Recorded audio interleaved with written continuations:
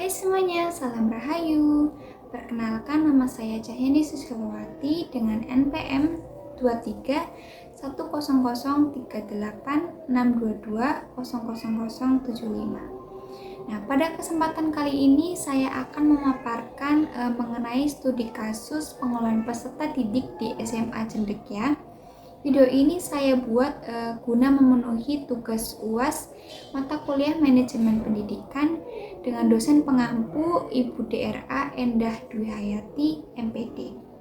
Nah, dalam pemaparan ini saya akan menjelaskan jawaban berdasarkan dua pendekatan. Yang pertama pendekatan sistem dan yang kedua adalah pendekatan mutu dalam manajemen pendidikan.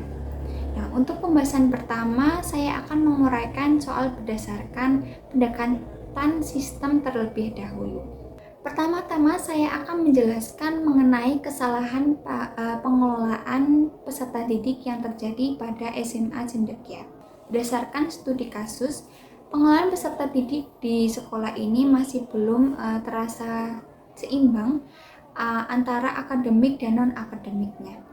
Sekolah ini masih lebih memfokuskan pada prestasi akademiknya saja, seperti menggunakan nilai ujian dan peringkat kelas sebagai faktor keberhasilan utama siswanya.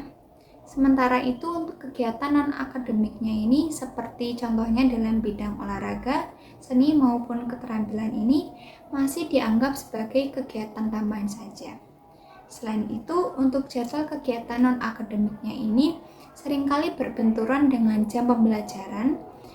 Kondisi ini menyebabkan siswa yang memiliki bakat di luar bidang akademik mengalami kesulitan untuk mengembangkan potensinya secara maksimal. Nah, masalah berikutnya juga terlihat pada sistem penghargaan yang belum terasa adil untuk semua siswa, karena sekolah ini lebih banyak memberikan apresiasi kepada siswa yang berprestasi pada bidang akademik, sedangkan prestasi pada non-akademik mendapatkan penghargaan yang belum terasa setara. Nah, akibat dari kondisi tersebut, motivasi siswa di bidang non-akademik ini menjadi menurun dan mereka merasa kurang diperhatikan oleh sekolah. Dari uraian tersebut dapat disimpulkan bahwa pengelolaan peserta didik di SMA Cendekia ini belum menerapkan pendekatan sistem manajemen pendidikan yang secara utuh dan menyeluruh. Manajemen peserta didik memiliki beberapa fungsi penting dalam mendukung perkembangan siswa. Fungsi yang pertama adalah perencanaan, yaitu menyusun program pembinaan siswa secara lebih terarah sesuai kebutuhan siswa. Fungsi yang kedua adalah pengorganisasian, yaitu mengatur tugas guru dan pembina kegiatan agar setiap programnya itu dapat berjalan dengan baik dan sesuai dengan apa yang diharapkan. Lalu yang ketiga adalah pelaksanaan, yaitu menjalankan keseluruhan program akademik maupun non-akademiknya itu sesuai dengan rencana yang telah dibuat. Dan yang selanjutnya ada pengawasan, yaitu memantau perkembangan siswa serta memastikan program ini dapat berjalan sebagaimana mestinya. Dan yang terakhir adalah evaluasi, yaitu menilai keberhasilan program yang telah dilaksanakan untuk perbaikan di masa mendatang. Nah, dari kelima fungsi tersebut, jika diterapkan secara konsisten, maka pembinaan peserta didik dapat berjalan lebih terarah dan seimbang. Lalu berdasarkan permasalahan yang telah dijelaskan sebelumnya, diperlukan juga beberapa solusi agar pengelolaan peserta didik ini dapat menjadi lebih baik. Sekolah ini sebaiknya menyusun program pembinaan bakat dan minat secara resmi dan terencana dengan adanya program yang jelas. Jadi potensi siswa ini baik di bidang akademik maupun non-akademiknya ini dapat dikembangkan secara optimal. Nah, selain itu untuk pengaturan jadwal kegiatan non-akademiknya juga atau ekstrakurikuler ini perlu diperbaiki juga agar tidak berbenturan dengan jam pembelajaran. Dengan demikian, siswa dapat mengikuti kegiatan non-akademiknya ini tanpa mengganggu kewajiban belajar mereka di kelas. Sekolah juga perlu menerapkan sistem penghargaan yang lebih adil prestasi di bidang olahraga, seni maupun keterampilan lainnya seharusnya mendapatkan apresiasi yang setara dengan prestasi akademik. Tidak kalah penting, sekolah juga dapat menyediakan guru pembina serta mengadakan kegiatan lomba seperti pentas seni maupun kejuaraan olahraga secara rutin, karena melalui program-program tersebut pengelolaan peserta didik akan menjadi lebih baik atau seimbang sesuai prinsip pendekatan sistem. Nah, setelah pembahasan pendekatan sistem ini, selanjutnya saya akan menjelaskan pembahasan nomor 2, yaitu dalam pendekatan mutu. Nah, dilihat dari pendekatan mutu, masih terdapat beberapa kesalahan dalam pengelolaan peserta didik di SMA Cendekia. Sekolah ini masih memandang mutu pendidikan itu hanya dari sisi akademiknya saja.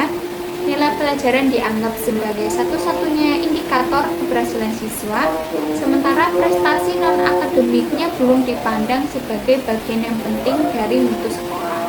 Nah, selain itu, fasilitas dan program pembinaan bakat minat ini masih sangat terbatas juga. Hal ini menunjukkan bahwa layanan pendidikan belum terasa menyeluruh atau merata kepada seluruh siswanya. Sistem penghargaan juga belum mencerminkan prinsip keadilan. Apresiasi lebih banyak diberikan juga kepada siswa yang berprestasi pada kegiatan akademik, sedangkan siswa yang berprestasi pada non-akademik ini kurang mendapatkan perhatian lebih. Akibatnya banyak siswa ini merasa kebutuhan dan potensi mereka belum diperhatikan secara optimal. Dari kondisi tersebut, dapat disimpulkan bahwa pengelolaan mutu pendidikan di SMA Cendekia ini belum berjalan secara menyeluruh. Nah, setelah menguraikan kesalahan yang terjadi, berikutnya saya akan menjelaskan fungsi manajemen peserta didik jika dilihat dari pendekatan mutu. Nah, dalam pendekatan mutu, manajemen peserta didik bertujuan untuk memberikan layanan pendidikan yang terbaik bagi setiap siswa. Sekolah ini harus mampu mengenali minat bakat ataupun keterampilan siswanya agar dapat memberikan pembinaan yang sesuai. Pembinaan peserta didik tidak boleh hanya difokuskan pada prestasi akademik saja. Pengembangan kemampuan di bidang lain seperti tadi contohnya pada bidang olahraga, seni maupun keterampilan juga perlu mendapatkan perhatian yang sama oleh sekolah. Selain itu, sekolah juga perlu menciptakan suasana belajar yang nyaman, aman, dan mendukung untuk perkembangan potensi siswanya tanpa membeda-bedakan. Nah, evaluasi pengembangan siswanya ini juga perlu dilakukan secara berkala. Melalui evaluasi tersebut, sekolah dapat mengetahui kebutuhan siswanya ini dapat lebih baik dan terus meningkatkan kualitas layanan pendidikan. Berdasarkan pendekatan mutu, sekolah perlu menyusun program yang benar-benar berorientasi pada peningkatan kualitas siswa. Sekolah dapat memulainya dengan membuat sistem pembinaan yang lebih jelas dan terstruktur, baik untuk bidang akademik maupun non-akademiknya. Nah, program pendampingan belajar ini perlu diperkuat untuk membantu siswa ini yang mengalami kesulitan.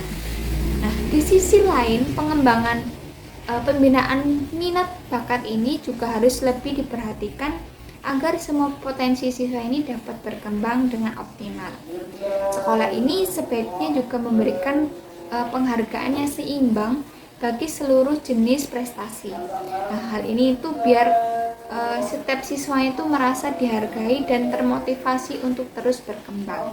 Nah, selain itu, persediaan seperti fasilitas yang memadai serta pembinaan yang berkompeten ini juga harus menjadi prioritas. Dan kegiatan seperti festival seni, lomba olahraga, dan pameran karya siswanya ini dapat dijadikan program rutin sekolah sebagai bentuk dukungan utama terhadap pengembangan siswa. Nah, melalui program-program tersebut, mutu pendidikan di SMA Cendekia ini dapat meningkat secara lebih menyeluruh dan berkelanjutan. Nah, seperti yang sudah saya jelaskan sebelumnya, dapat disimpulkan bahwasanya pengelolaan peserta didik di SMA Cendekia ini masih memiliki beberapa hal yang perlu diperbaiki, terutama karena belum seimbangnya perhatian antara bidang akademik maupun non-akademiknya. Oleh karena itu, sekolah perlu menerapkan pendekatan sistem dan pendekatan mutu secara lebih konsisten agar seluruh potensi siswanya ini dapat berjalan seimbang secara optimal.